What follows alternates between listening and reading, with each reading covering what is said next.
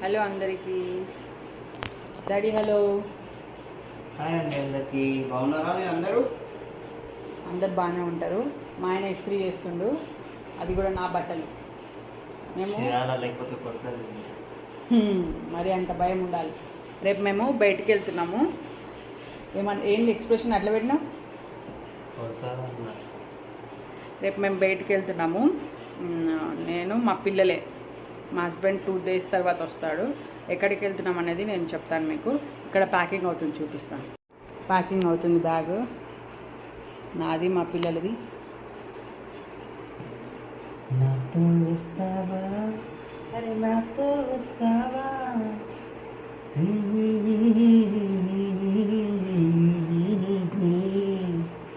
అయిపోయిందా? అయిపోయింది. బాయ్.